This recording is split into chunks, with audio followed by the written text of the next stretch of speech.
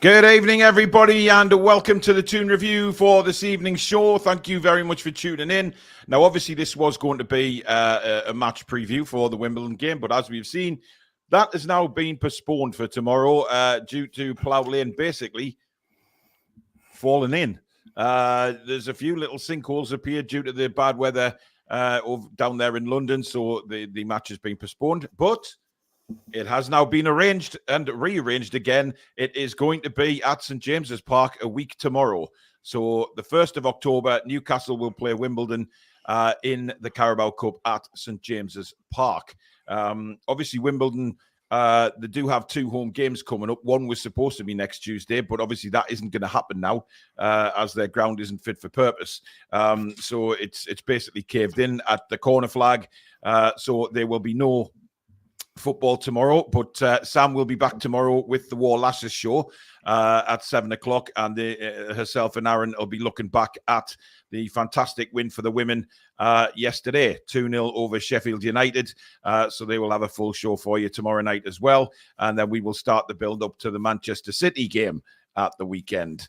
I would say that news from Manchester City is that Rodri is out for the season, so very unfortunate for him, but for us, a player who is rather good. So they'll be missing him, and possibly still De Bruyne might be out. So their midfield is a little bit temperamental, shall we say. Ours is even more temperamental, but we'll talk about that in, of course, the preview show on Thursday night. But if you do enjoy tonight's show, guys, please do give it the thumbs up as usual. And, of course, if you're new to the channel and you like what you see, please do subscribe. It is free to do so. But don't forget to hit the bell, which will notify you when we go live or we upload any videos. You can support the channel in 2 ways, of course, by hitting the join button and becoming a member of the channel. Also, super chats are available, which is the $ at the bottom of the live chat, and you're guaranteed to get your comment read out on the show. Kieran, who's been a member for 6 months now, thank you, Kieran. Why couldn't we just play them tomorrow at St. James's Park instead of in a week's time? It doesn't make sense. Well, yeah, but they've got to organise, staff, tickets, safety, police, all that kind of thing has to be arranged. So it can't be just rearranged in 24 hours. There's no way that can happen. Right, we do have a rather big announcement before we start. We have made the finals of the Football Content Awards for 2024. We've done it. We are there. And it's going to be at the Tottenham Hotspur Stadium on the 21st of November. Thank you to everybody that voted for us. The judges were very impressed, and we are in, and we will now be competing in the finals.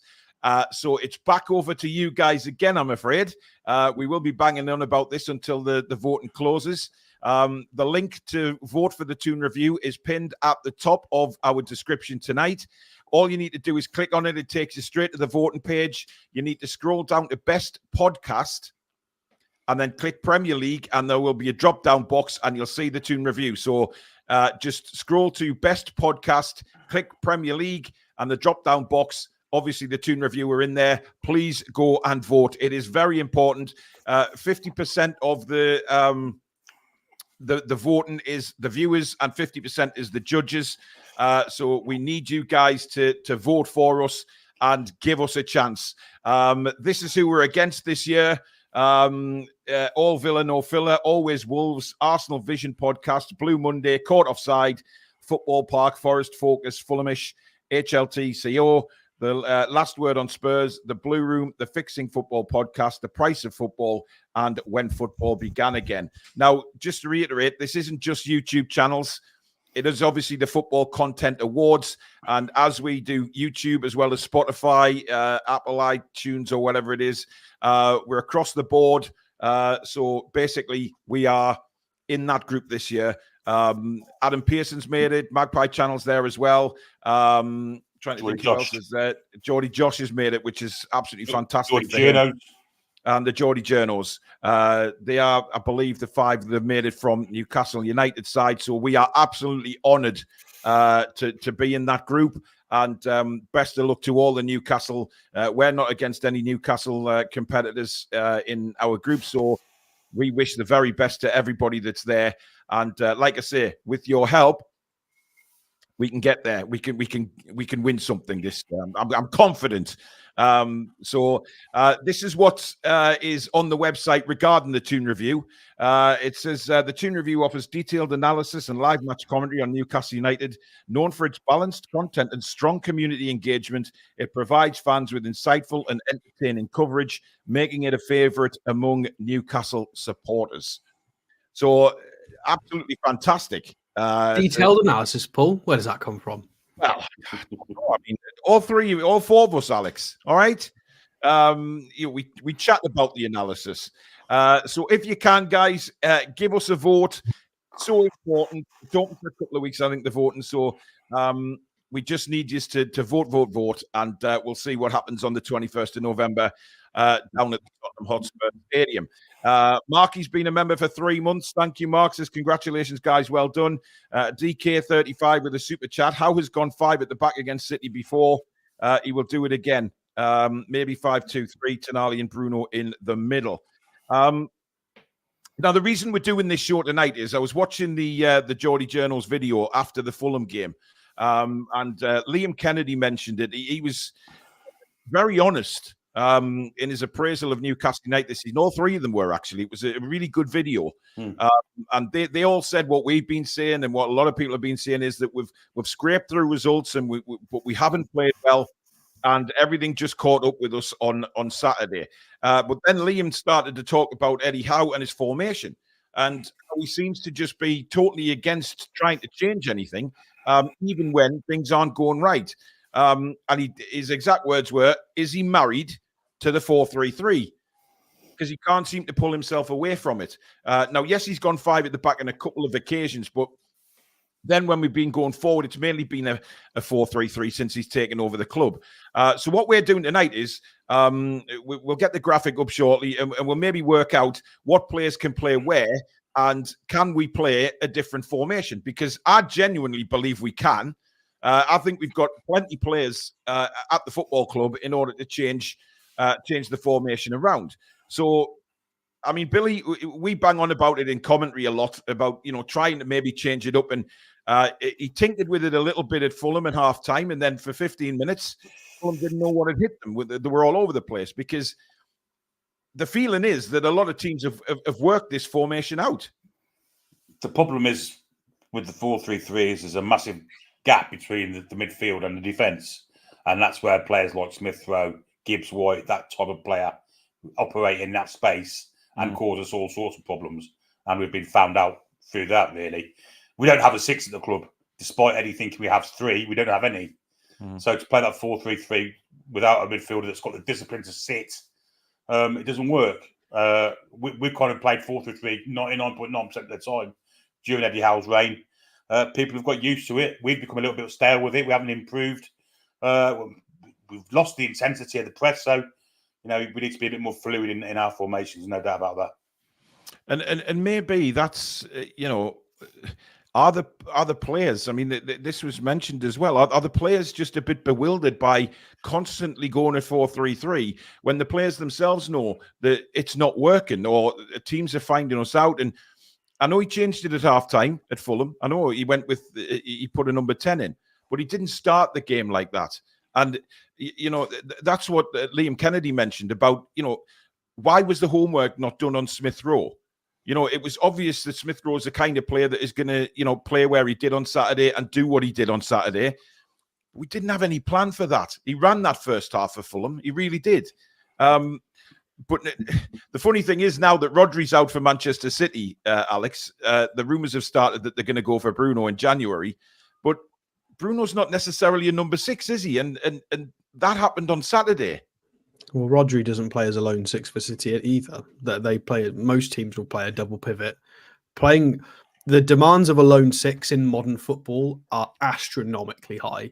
Like, you have to be able to drop in as a centre half. You have to have vision. You have to be immense. You have to be perfect under pressure.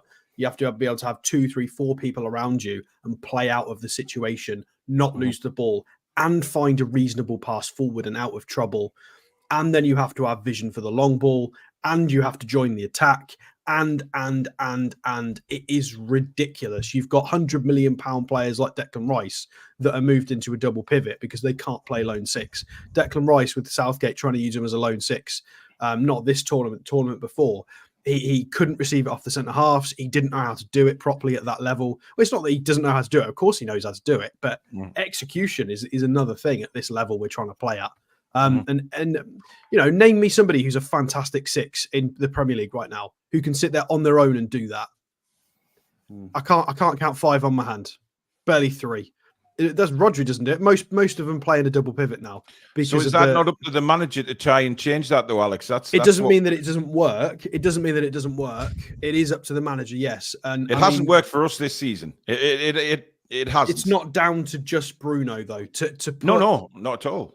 To put a bit of a dampener on the title of this show, there's nothing wrong with the formation. It's to do with the execution of the personnel. There's absolutely nothing wrong with this formation at all, unless you know, very, very much like when everybody used to play a 4-4-2 and Mourinho started playing 4-2-3-1s, and there were different kinds of triangles popping up all over the place, and he was destroying it with formation on formation.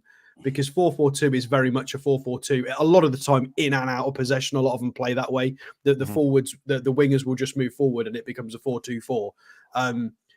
It's a bit different with our 4-3-3. It's very hybrid. Sean can sit, Bruno can go, Joe Linton might float and be a destroyer. One of the wingers can come back and defend. One of the fullbacks can go high. It can evolve. It's a living, breathing thing. It's just been executed so poorly this season. And it's an amalgamation of 5 or 6 players all being off the mark. Livramento's not fully up to speed. Well, I say fully up to speed. He's not Kieran Trippier. We can't blame him for not being Kieran Trippier. And Kieran Trippier, unfortunately, is aging. Yeah, it's one of those things. Hasn't looked as good as he did last year. He's still yet to get going. He's young. We're trying. Yeah, we've not got Botman anymore. We've not got Botman for ages. We've not had a good Botman for a long time. Joe Linton is well off it. Loads of cobwebs. He had a long time out of the team last year. He definitely needs to get up to scratch. Willock is the same. Gordon is the same. Gordon's attitude is wrong, Alex, and you know, every Newcastle fan can see that. Even the Geordie journals today were talking about the fact that they were very annoyed when his shoulders dropped a few times, and you can see that. It's too many things. But and Isak as well. Isak's been absolutely shocking off the ball this season, and I'm quite. We're not playing to his strengths, though, are we? I mean, I did say that in the video earlier on today. You know, we're just not. I disagree with that to a point. Somebody, a 6'3", 25-year-old striker in the Premier League, do better in the duel. Do better get paid for. Absolutely, yeah. Go and get the ball as well. There needs to be a bit more umph in that. But when there's so many players all struggling, I personally don't feel there's a problem with the formation. That there's nobody currently setting up in the Premier League with a big system that's a huge threat to how we play. With the exception of what you said, having a number 10 that we allow to float between the lines is a problem and needs to be addressed. It's something that we let happen last year, but Eddie Howe isn't just letting it happen. He obviously is not stupid. He's well aware of this. It's just not being executed properly on the pitch at all. But it's happened that many times, Sato. That many times. Yeah, I agree with you. You know, but Eddie Howe's not stupid. He's not just going, you know. We haven't got a 6 that's disciplined enough to just sit. None of them are. No. None of them just sit. Dean says intensity is no longer our identity. That's the problem, and Eddie is not addressing it. I really want Eddie to succeed, but he has to get a grip or all he has built will slip away. Foxy agrees that it's not really to do with the 4-3-3. It's more to do with how complicating the patterns of play is introduced this season, inverting full-backs inside, etc. We don't have the personnel for it. We talked about that, inverting Livramento when he's not got the ability to do the kinds of things being asked of him. Yep, absolutely. Pulkit says Paulinho was the best CDM we could have had for more grit. Peter says 4-4-2 going forward would suit the squad available. We don't have any forwards, mate. We don't. Well, we can't do that. Abacus says I still don't like the team going for plaudits after getting their ass kicked. Yeah, just give the fans a clap and applaud them for travelling down and supporting them, and then go. Don't stand there. I really hate that when we lose. I think you've got to, though, because if you just do a quick clap and leave, they'll say the opposite. They'll say, "Oh, they've come all this way, and you didn't give them a proper ovation." I disagree, Alex. I've been brought up on like seeing that being away, and then if they're absolutely hopeless, don't stand there. I agree with you, but I think somebody would whinge. Go and applaud them and thank them for the support, but you don't have to stand there for 5-10 minutes. It's especially after a display like that. That's just my feelings. I mean, I'm old school like that, I guess. Anthony says Smith Rowe has started the season well. A blind man would know to target him and keep him quiet. So what have we worked on in training all week? It's not the formation, says Nick. It's 100% the attitude. Bruno and Tonali in the double pivot and Willock as a 10 behind Isak. We'll take a look at all that on the graphic. Rufiad Benisian says, bang on, Billy. We have no one willing to sit in the 6. If we could play 4-3-3 with better options to switch formation if we had a specialist 6. It's not just that, though. We're not getting players to support Isak through the middle either. So not only are we kind of weak at the back because of that gap, there's also a gap between the midfield and the strikers. It's odd. So what do you guys, Billy, we'll start with you. I mean, what formation would you like to see? If we do change formation, what formation? Well, I'll go 4-2-3-1, personally. You address, especially if you have someone sitting back with Bruno, like Tonali. One of them's got to be disciplined to stay. And then you've got also a bit of help for Isak up front with the number 10. Whether that be Willock, whether that be Almiron, whether that be Gordon, whoever you like. That's how I'd play it personally. Alex?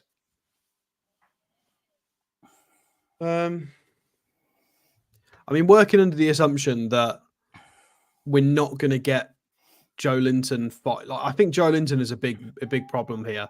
I think the 4-3-3 works when you've got 3 midfielders who are combative, winning second balls, because there are going to be a lot of bodies in midfield. So if we're assuming that that's not going to get fixed, which again, they might just be able to sort that out.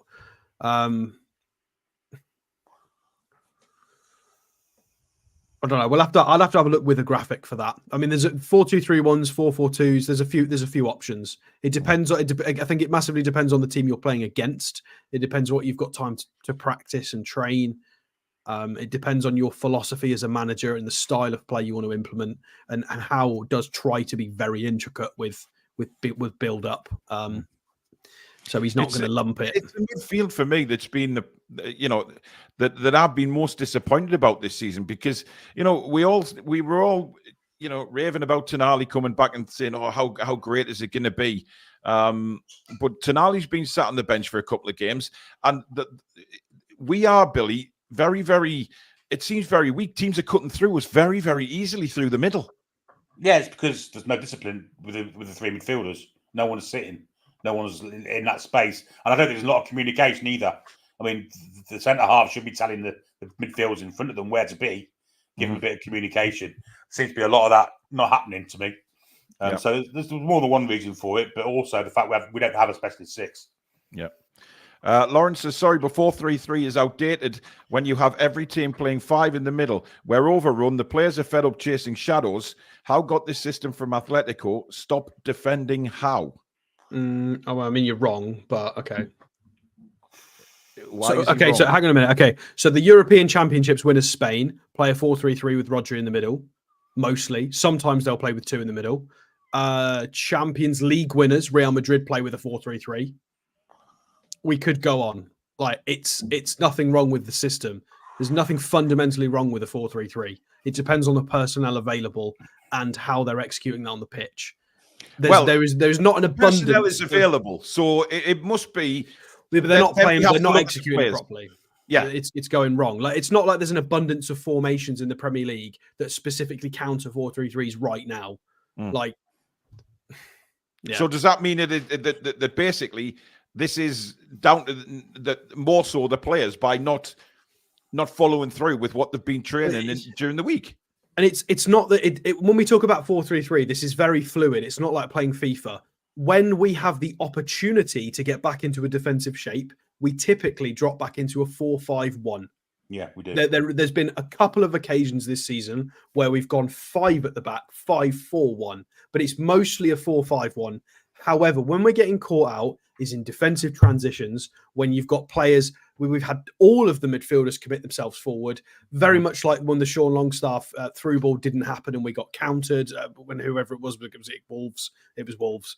And we don't have the athletic fielders to get back quick enough, or all of them have gone up. You know, Bruno's gone up, Longstaff's gone up, Joe Linton's playing Mr. Left Wing when he's an 8, and everyone's up the pitch. And then you've basically got Dan Burn backpedaling for 60 yards, and then everybody throws Dan Burn under the bus. Like, well yeah, what'd you expect? I mean, Niall asked the question there. The thing is, does Eddie actually know his best 11? And not at all. I don't think he has a best 11. I think he just works on game to game, and that's the way Eddie is when he looks ahead. But you can then counteract that, Billy, by saying, well, you know, if he's looking ahead, why aren't these things covered in games, you know, when we've got a week leading up to the game and we play as badly as that and we get completely overrun in the first half? What are they trying to implement into the training? It's not just that for me. It's the same kind of goals and same things that we're struggling with. We have a problem with transition because of too many midfielders forward and no one disciplined enough to stay back. We've seen that many goals. Forest last year, to a certain extent, Saturday was the same. Not picking up the 10s because they're sitting in that little gap between the midfield and, well, that's a big gap. It's a chasm, actually, with the defenders and the midfield. It's the same thing week in, week out. You know, we can kind of highlight the games it's happened. Brighton last year, Bournemouth last year, Saturday, Luton to a certain extent, where Barkley kind of sat in between the two teams. Everton last year, Spurs last year, loads and loads of times. Hasn't addressed it once. It's okay wait until half time and changing it. Why can't you do it in game and you can see what's happening? Tom says, what is it with the fan base these days? I posted on the Facebook page my feelings about Eddie, and some of the comments I got, it's like they can't admit their problems. Tom, you will get that, unfortunately. Well, not unfortunately, but that there is, you know, there's always going to be a fierce defense of Eddie Howe from fans. There's also going to be fans on the other side of the fence who don't think he's going to be good enough, etc. It's, for me, it's too early in the season to say Eddie Howe out. I want to see him. I want to see him address the problems that we've got because that's what he needs to do. If there is any disgruntlement or anything behind the scenes, then that's up to him to go and sort out with the players. You know, are the players unhappy with the formations? That's all down to the players and the manager, and they all need to come together and work something out, in my opinion. But you'll always get the fan base who are in defense of Eddie or they want Eddie out. That's just football. And yeah, you put a comment on, but you know, don't take the comments to heart because people will always defend Eddie Howe. It doesn't matter if he's bottom of the league and he's never won a game. There'll always be people defending him. But tonight's not about hammering Eddie Howe. It's about trying to work out, you know, as fans, do we think there's another... This is regardless of what Eddie does. This is just a conversation between us as a fan base to try and look at them, look at the players and see if there's anything we would do if we were manager. We're not qualified managers. This is just to see what we could possibly do and change things. You know, that's what the Geordie journals were asking. That's what a lot of media have been asking. You know, the other problem in where we play 4-3-3 is that both of our centre-backs have no pace whatsoever. If you've got one of them with pace, you can at least kind of narrow the gap a little bit. Well, this is an area in which you can defend Howe to a point because obviously Botman getting injured is very unfortunate. And in addition to that, he didn't get his top centre-half transfer target. You know, he wanted Tosin and he also wanted, obviously, Mark Gahey, and he got neither. So he's got the club captain Lascelles out. He's got Botman out. He's having to play with what he's given. And unfortunately, having slow centre-halves is quite a problem in the setup and the way he's trying to play, because you've got quite a lot of the time, if Joe Linton's too far committed, you've got very unathletic. And I know Bruno doesn't like people saying this about him, but he's not quick. He's absolutely not quick. We've got unathletic midfielders in terms of recovery speed. And then you've got Burn and Cher, who, I mean, if you put them in a foot race against anybody in the club, I'd love to see the 40-yard dash results, because they're going to be down the bottom somewhere. They're not going to be great. It is what it is. But then that's Eddie Howe's job as the manager to figure out that as an issue. Yeah, so of course it is. And he's not done it so far. Super chat in from Jesh Sandhu. Thank you, Jesh. I remember City at home last season. Pep kept instructing Foden to operate in the space between Bruno and our centre-backs. They exploited that. A more disciplined number 6 is one of the things we need, but Eddie won't change his system. I remember that game, Billy. We commentated on it. We said there was a massive gap between midfield and defence, and City exploited it perfectly. It was there for all to see. Nick Thornton, thank you for your super chat. 5 games in, and he hasn't started with our best 11 available. Selection-wise and tactically, Howe has got just about every decision wrong. Matt says, I personally think Hall could do a job for us as a 6. No, he loses the ball enough as it is as a left back. Yeah, we've had a few people wanting Fabian Schär as the CDM and putting Kraft back in the centre back. Was it Steve Bruce in the chat? Was it? I don't think that's going to happen, guys. To be honest, Jason says you stop Bruno, you stop Newcastle. Keep his head down. Simple. As soon as he gets possession, you'll see 2 or 3 players on him. That's fair. I mean, I don't think he should be captain either. I've said that a million times. He shouldn't be captain. I'd rather have Bruno concentrating on his own game and just his own game, and not trying to, influence anybody else's game, which I haven't really seen. The best vision we have, says Anthony, is Sandro, who can pick the ball off our defenders and spread it. One player could well solve these issues, but let's see if he starts on Saturday. I mean, that's a good point, Billy. Sandro has got the vision. He's got the ability. He's got the strength. We've seen it for AC Milan. We've seen it for Italy. This guy can do everything. And maybe him coming into the side might just take a little bit of pressure off Bruno. It's amazing how he hasn't played. We're all nonplussed why he hasn't been picked in the past 2 games, let alone Saturday. He's deemed good enough to play against France for Italy and win the game for the Italians, and yet he can't get in the Newcastle United lineup. 1 week with Sean Longstaff playing in this position, and the following week we have 2 left-sided 8s and no right-sided 8s, and he plays there. He's got the pace as well, remember. So if he can get back, he's also very, very good defensively in position. Sometimes he doesn't make the tackle, but just being in the area sometimes is good enough. I'm amazed he hasn't played. I'm amazed. I really am. Sean says basically keep 4-3-3, have J7, Willock, Tonali in front of Bruno. If that's not working, interchange them, see who's more comfortable. Need Gordon to change his attitude from Liverpool and play for the badge. Super chat in from Susan Townsend. Thank you, Susan. Why has Gordon gone from fan favourite to Mr. Miserable?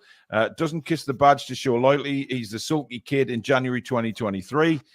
What is happening with him? He's awesome, but current form is sad. No idea. There could be a lot of reasons for the way that Anthony Gordon is at the minute.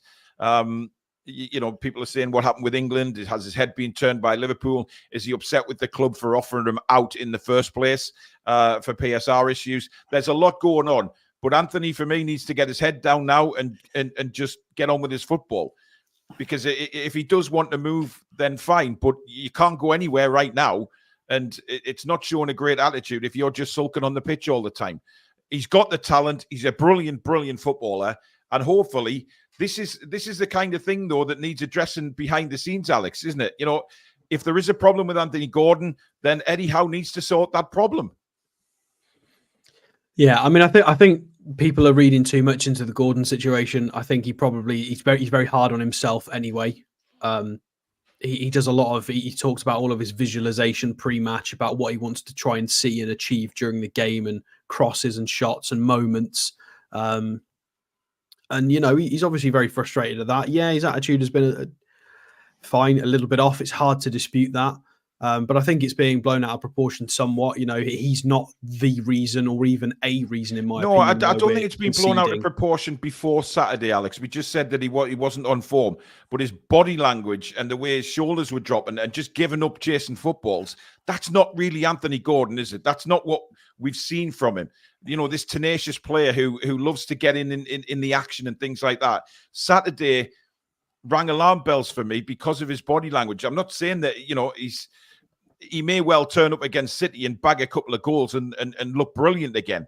That's the way football can be. But right now, if you're looking at last game, that was a worry for me. I disagree. I think he's a young man who is trying very hard to be the best footballer he can be and get to the very top.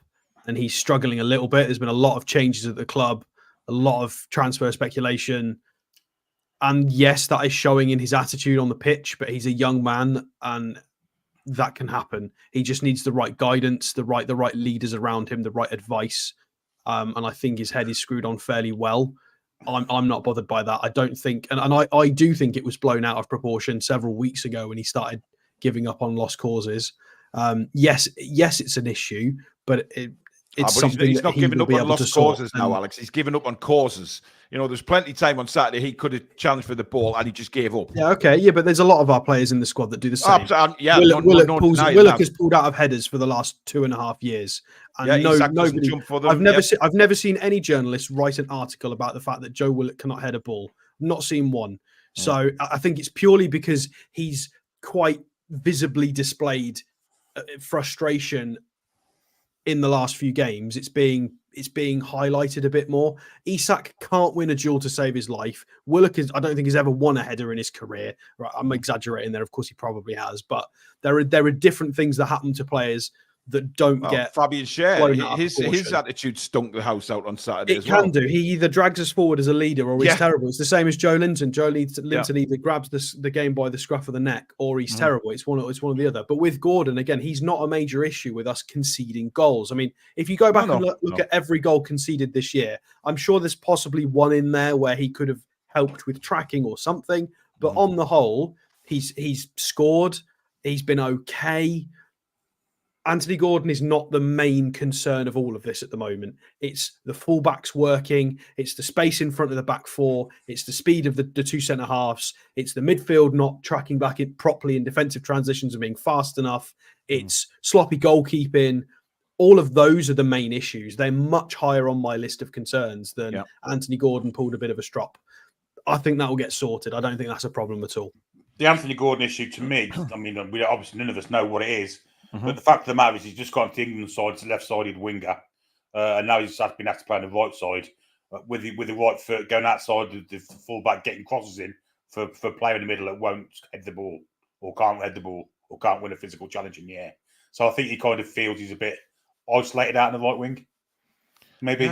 Maybe, but at the same time, especially with his England career, just starting to kick off from the left-hand side, DK35, thank you for your super chat. 5 at the back with Kelly's pace would help and allow Hall and Tino to bomb on. Would have liked to have seen Jamie Miley given a go at DM like Manu was at Manchester United. Keith Truscott, thank you for your super chat. Eddie always says that he's looking at one game ahead. So what is he looking at? And it's not the teams we're playing. Many a time he has it wrong. That's an absolute fair comment because in the last 2 fixtures, we've made 3 halftime substitutions and 2 halftime substitutions. So he's had to completely rip up his plan immediately. Well, that's what we said. He's putting right his mistakes that he made. I mean, credit to him for doing it. Well, he's even come out and said that starting Joe Willock was a mistake. And I don't like what he said in that regard as well, because he said I'm paraphrasing, I can't remember exactly what he said, but he said Joe was good or something along those lines when he came on as a sub in the previous fixture against Wolves, and he wanted to start him against Fulham. When you've got Tonali there, and for me, he's talked about balance of a team previously. Well, Tonali surely offers more balance in that lineup. And I'm stunned. I think everybody's shocked that he didn't go with Tonali. Is there something that we're missing? Is there something that Tonali is there a problem? Like, I don't know how you don't start Tonali in that game because we wanted a little bit more control of the game and a bit more technical quality. Like, I get that Willock has driving runs, but I don't know. Eddie definitely got it wrong 2 matches on the trot because he had to rip up his own playbook by halftime twice. So. But, I mean, listen, we've talked about, pace in the centre-back positions, and we don't have a pacey centre-back, but we do. Lloyd Kelly. And for me, again, does this boil down to, Dan Burn? I mean, look, I'm not having to go at Dan Burn here. I think he's done well at centre-back, not a problem. But if we are to try and put somebody in with pace, then I'm sorry, Dan Burn has to sit out and Kelly has to come in. If that's what we're lacking, and if that's what's causing goals, which you could argue it is, then surely you put one of your pacey centre backs in there. I don't know how you guys feel, but if we're struggling for pace between the two centre backs, yeah, but the problem is further up, isn't it? The problem's with the midfield. The problem is we've got an enormous hole in midfield, and then having slow centre backs is a problem because they're having to clean up messes. Mm-hmm. If we occasionally you're going to have that happen, whether you're Liverpool, Man City, occasionally there's a bit of disconnect. There's space in the middle, and you've got people running at your back four or a back three, whatever you've kind of set up as or the situation is. It happens, and then your centre halves need to be good enough to be able to deal with that. Your Van Dijks and stuff have always been fantastic at it over the years. Burn less so. I mean, what do you do? Do you fix it at the midfield level and the positional discipline and the recovery runs, or do you try improving the centre halves by putting someone in with a bit more speed? But then you're losing a lot of what Dan Burn gives you because he gives you other things that obviously help. He does, but we're yet to see Kelly, so we don't know. I mean, according to Bournemouth fans, he's a fantastic player. So we don't know what he can bring to that role until we see it. There's been a few times, Billy, when Dan Burn has been beaten for pace. When the strikers have gone round him, we've seen that. It happened at Wolves for the first goal. He beat Dan Burn. I just think we need to try a bit of pace between the two centre backs. Connor, thank you very much for your super chat. Willock won an aerial duel against United, 2-0. Good points. The thing is with Kelly is I'm amazed we haven't seen him at centre half yet. I'm amazed. Yeah, it's that thing again where Dan Burn seems to have to play whenever he's fit, wherever he can fit him in. Whether when Botman's fit, he puts him in at left back. Yeah. So it's strange for me how he hasn't tried Kelly at centre half. Can I just show you something for the people that don't believe me about Joe Willock? Mm-hmm. Do you want to put it up? Yeah. 2 seconds. There you go. So there is Joe Willock, 25-year-old, our good old midfielder. We scroll down to the data. Aerial duels 1. He wins a duel. He wins a duel in the air, 0.14 per 90. He wins one header every about 8 or 9 games. That's in the bottom 1% in Europe's top 5 leagues. Joe Willock cannot head a ball, and that's not me. That's the stats. Yeah, he cannot head a ball. Asif says we're too slow in our transitions. Tonali had an immediate impact with his ball playing. Defense is too slow and too deep. Teams are walking to our end of the pitch and scoring. It is annoying me, and certainly I started getting a little frustrated on Saturday. The amount of times we were going back, passing sideways again between the defense, Billy, and it happened so many times against Fulham. We just don't seem to have the confidence of bringing that ball forward anymore. No, it's probably worse than that because the amount of times we pass back to Nick Pope, who clearly has a confidence issue with kicking. The amount of times we've kicked it back to him and he's kind of nearly fell over the ball or kicked it to someone.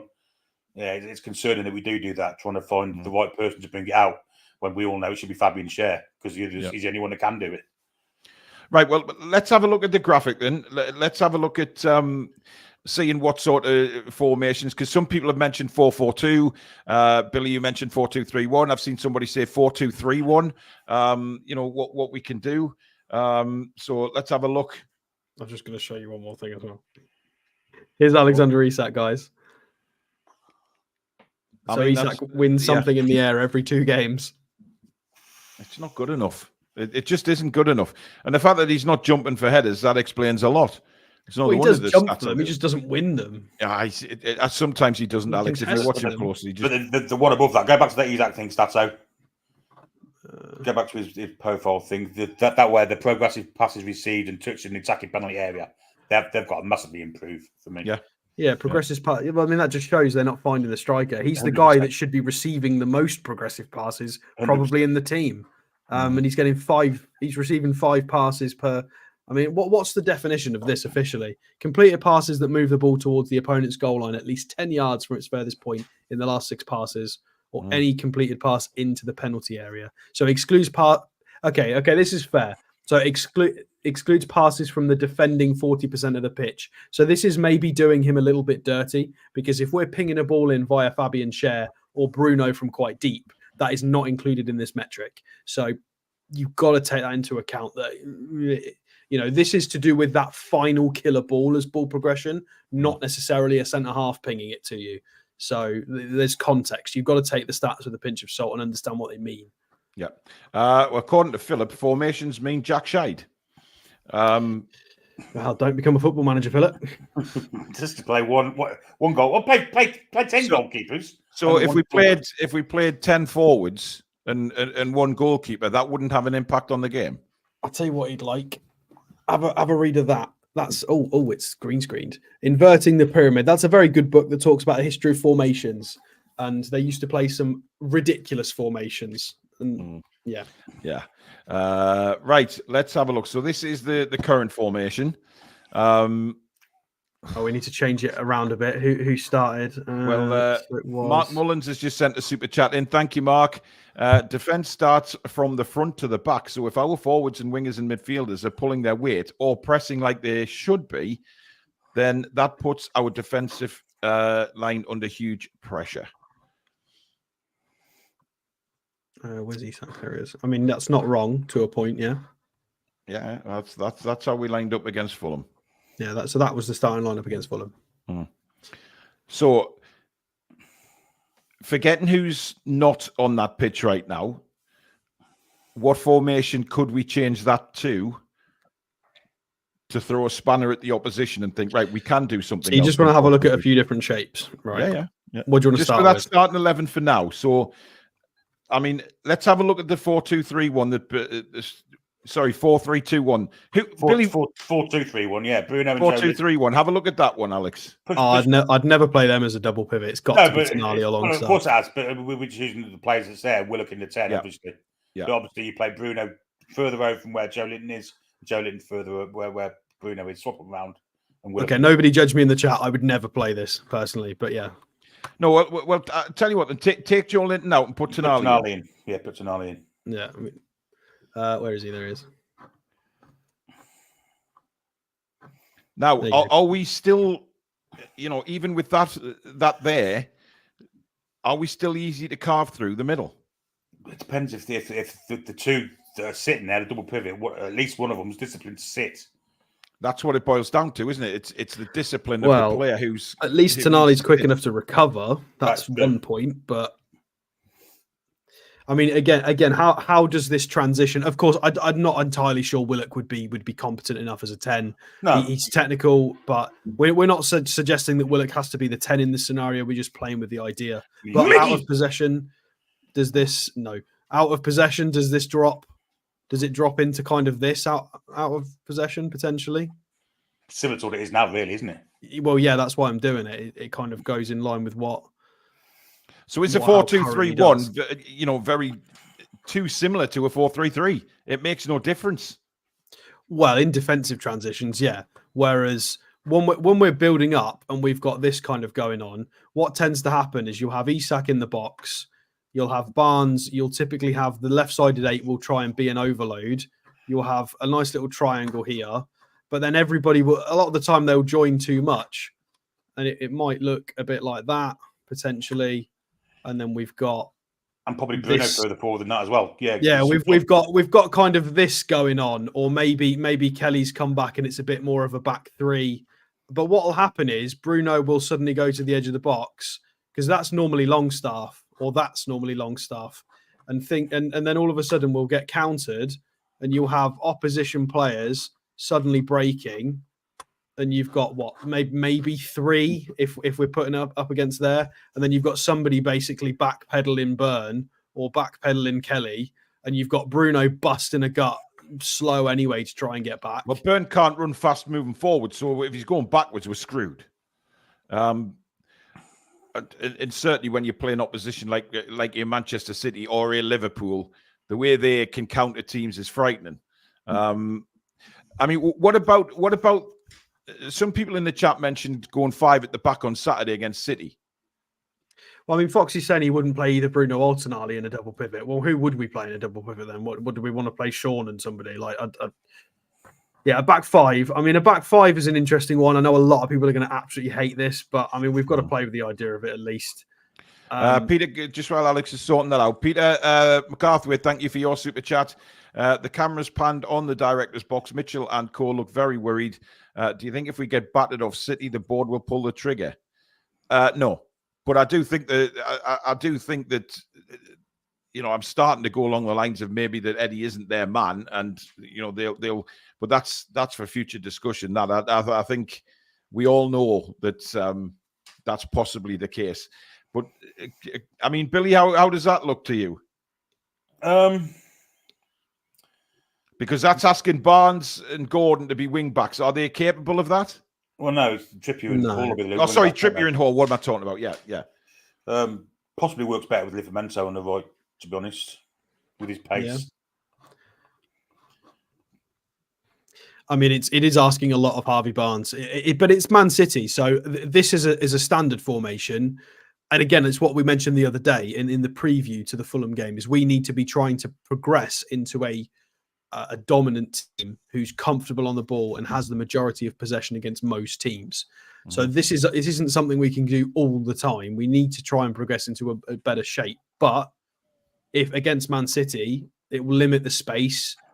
We've got a bit of pace there with Kelly and Livramento. We can recover if we find ourselves a bit higher up the pitch. There's a little bit of a pace issue there with Barnes, but he's still lethal, so it could still work. I don't think Barnes is as slow as some people make him out to be. I he's not as fast as Gordon. No. He's fast, but at this level, Gordon's rapid. Gordon is rapid. Yeah, the difference between the three is noticeable. It's not that he's slow. He's not a slow footballer, but it's noticeably slower than the other two. I think it's fair to say. Mm-hmm. But then I'm not really sure how these two would function in this. I mean, dare I say it, this is where Longstaff might have a good game. This is Longstaff's bread and butter. It's just basically standing there and shadowing and pointing and shadowing and pointing and just being in the right place. I know loads of people are going to hate that, but I just think playing that style against Man City, it just encourages them to come at us more. It's conceding areas of the pitch for me. There's a lot of comments coming in actually saying try look at Cher in the 6, because he can do what John Stones can do for City. Not nowhere near quick enough. No, he's not. Stones is more positionally disciplined, can play fullback. I guess Cher can play fullback, but Stones is completely different. I mean, John Stones compared to Fabian Cher in terms of their skill set as well, and just physicality and pace. I mean, how old is John Stones? Is 30 now, 6'2", and the pass at it. I mean, he's got data as a midfielder, which is. Well, there you go. As a midfielder, it's ridiculous. As a centre half, it's ridiculous. And he's very calm under pressure. Yeah, there you go. As a midfielder, he profiles like Zubamendi, who everybody wanted. Locatelli on there. Sure, many. Yeah, I don't think. I think we all love Fabian Cher, and he's great. But I think maybe we're putting him on the top shelf. And he's not top shelf. Yvonne's asking, can Trippier play there? Anybody could technically play there, but it's about whether it would work. Yeah. I don't think game 6, 7 into the season against the champions. I think it would be a huge ask to put Trippier 6 as well in such a game. It should have been quite pre-season, but really. We didn't have anyone. Everyone was playing international competitions and had extended holiday. To be fair to Howe, that's why you've got a lot of people not up to speed yet. But again, he's had people who were up to speed. And yeah, but you look at other teams, Alex, and there's a lot of players that were away. They're certainly up to speed. I mean, we can't.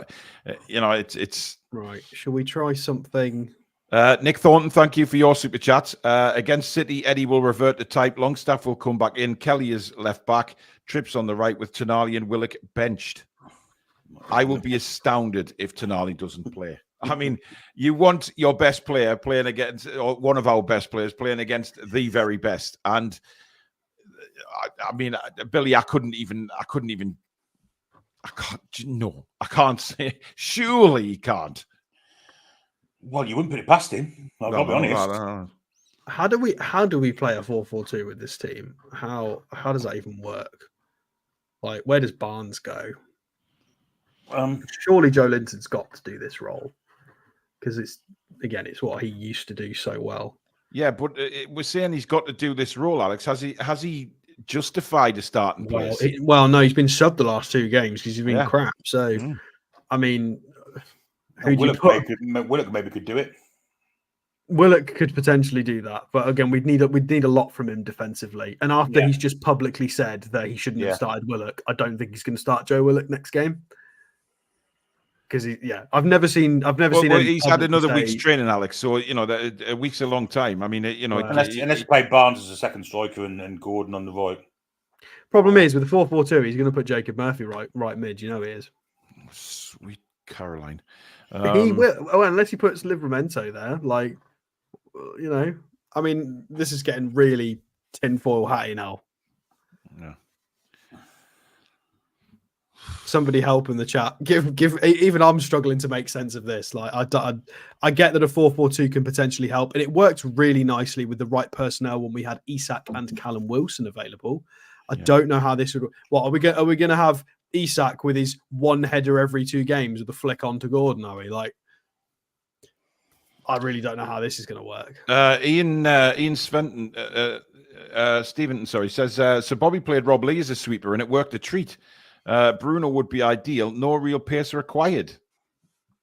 Sitting in behind the 2 centre-backs. Has Bruno got the discipline to play as a sweeper? Well, I mean, but he used to do that, and now he's just starting to become more adventurous. Like he originally was. We all want him playing further forward. Don't this is what John Joe Shelby was doing. John Joe Shelby was proper quarterbacking, and when Bruno first came, it was a little bit more regimented, and now that's just kind of it's floated away quite considerably. He used to be very. Connor, thank you for your super chat. Interesting point. This Jorginho on a free missed before he was offered a new deal. He would have been perfect. I think Jorginho is a fantastic player, and despite his age, he sits in that role brilliantly. But it's hypothetical because the window's shut now. We ain't got him. We're trying to do it with what players we have currently available. Should we say and try a 4-3-3 sharp? Somebody mentioned a 4-3-2-1. So what the hell? I don't know how the hell. No, we're not doing a Christmas tree. All right, Maradona, calm down. Jesus. Oh my Lord. All right, we'll try it. I don't like a 4-3-2-1. I think Chelsea did this a little bit like 10 years ago. Who do we want on the left side? Probably Joe. Oh, we don't have the personnel to play this. You're asking for 2 like narrow 10s. Like we couldn't have. I'm not asking for this. This was suggested in the chat. Oh, this is horrible. We don't have the person. This is where you need like a Maddison or somebody to play, or like Foden's. We don't have the type of player to play this system. Mickey, literally, it would be the guy. Yeah, but I mean, maybe Willock. I don't know. Like that is awful. I'm sorry. That's going to make me be sick. Do you know what? I don't mind it, Alex. I have to say, I do not mind that. Not against Manchester City, but certain teams, I wouldn't mind that. I have to say. We'll put this formation we're going to play against Man City, which will be a 1-10. Well, yeah, and that's the goalkeeper with the 1. This is even worse than when Man United tried a 4-2-2-2-2-2-2. This is even worse than that, and that was like. Bottom of the bin. Julie J says, Alex, sorry, but that doesn't look bad. Well, it does. I mean, against certain teams, it would work. It's got no Gordon in it. To be fair, look, Julie, where does Gordon play in this kind of shape? Instead of Willock. Yeah, but he's not going to be able to play that. I don't think he can play that central. I don't think he's. Alex, if he can play centre forward, he can play there. Thing is, against Man City, what would happen is Gordon and one would filter to the right. This would not be against Man City. I think any team, because every team's got attacking fullbacks. So what would happen is Gordon would filter out to the left, and one to the right, and we'd be in that 4-5-1 again. This just reminds me of when Gutierrez still played for Argentina as a left back and Maradona was the coach. This is exactly what he did because he tried to shoehorn in everybody because they had Di Maria, they had Higuain, they had and Messi and Tevez, and they had like 15 strikers, and he played a Christmas tree just to try and throw on as many attackers as he could.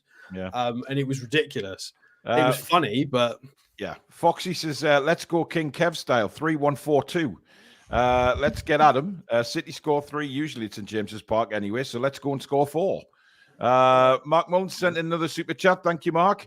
I would play Trips on the right midfield. Lives right back. Bruno Tonali, Joe midfield. Gordon on the left, and Barnes just behind Isak. Should we try a 3-4-3? Should we try wing backs? Oh dear Christ! A little bit more aggressive. Let's move everybody out. Right, 3. Who's the 4 then? It's got Livramento instead of Trippier in that situation. Bombing forward, definitely. So Tonali there, yeah, because they could kind of do a bit of, Tonali's quick. Tonali would pick out the runs of Livramento, certainly going forward. Who plays left on this? Hall? Yeah, Hall. So a 3-4-3. Guys, people need to stop asking for share. We're not putting share up front. We're Let's not put Colaccini at the number 6. Oh, Colaccini, what the love of my life. Or call it. No. Anyway, so this is like a funny variation of it's a 3-4-3. It's basically 5 at the back, guys. Against Man City, it's not going to look like this. It's going to be 5 at the back. But this is when you're a glass half full at the back. Yeah, this is a glass half full kind of formation. In reality, it's move all of it down considerably. So basically, we've worked nothing out in tonight's show. I mean, it makes me feel better that presumably this is what Eddie and Jason do, sat in an office with their 15 whiteboards in that Jason room. won't be doing that. Jason will be out on the pitch putting cones down and collecting. I don't think. I just think he has one board for tactics at the minute, and I think everybody agrees that board says 4-3-3, and he doesn't. I don't know what the other boards say, but it's certainly not a tactics board. Should we try and make the 4-3-3 better? Should we see if we can come up with anything? Well, I mean, the easy and obvious one is play Sandro Tonali. You bought a £65 million Italian maestro in midfield who is quick and solves many of your issues in build-up and defence. Surely Sandro has to play. Like that's not even me being controversial and trying to be a know-it-all. That is, I think everybody agrees Sandro would improve the team. Everybody except for Eddie.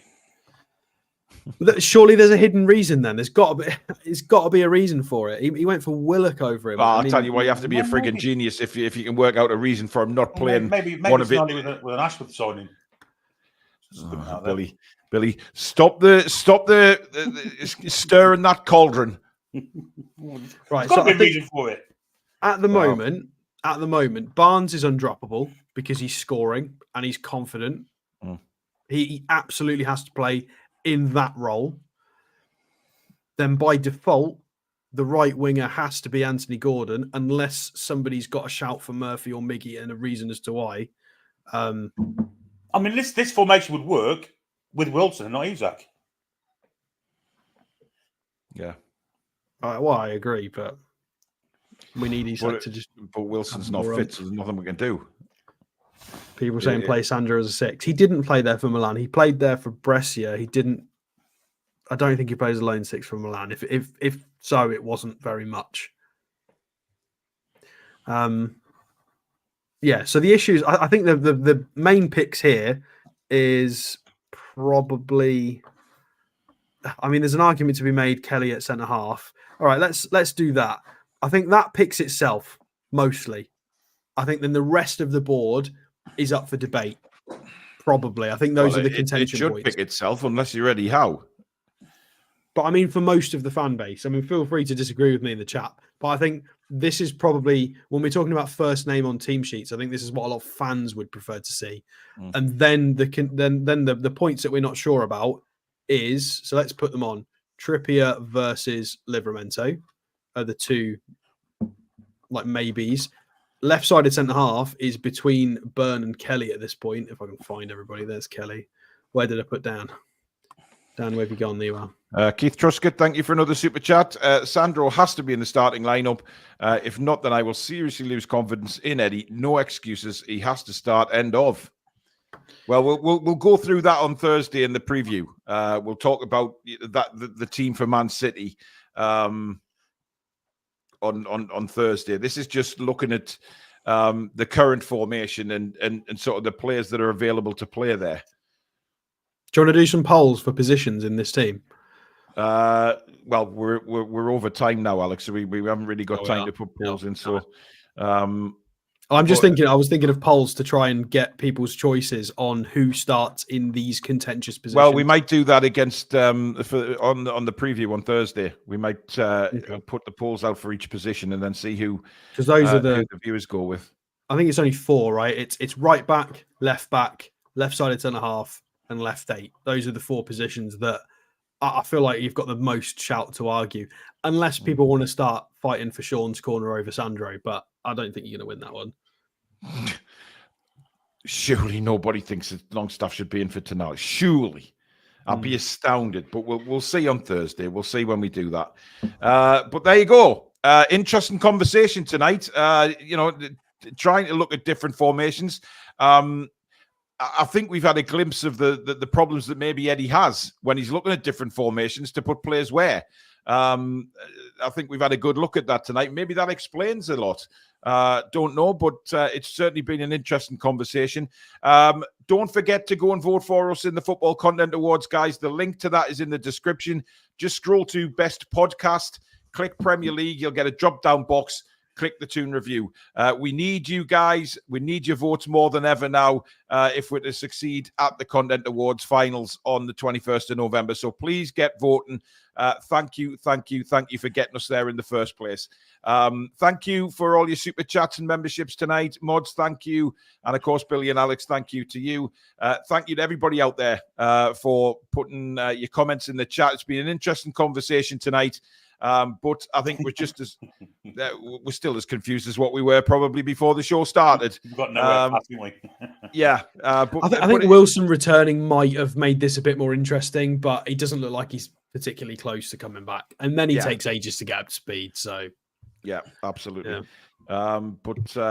It's one of those things. But thank you very much. As I say, there's the link there, but it is pinned in the description as well, right at the top. You can't miss it. Thank you, everybody, for watching. Don't forget, tomorrow night, Sam and Aaron are back with the War Lasses show. They'll be looking back at the win over Sheffield United yesterday and what's to come in the future fixtures. So it's a popular show that it's starting to get more and more popular. So do tune in, give them your support, guys. If there's any news to bring you, you'll get it here first, right here on the Toon Review.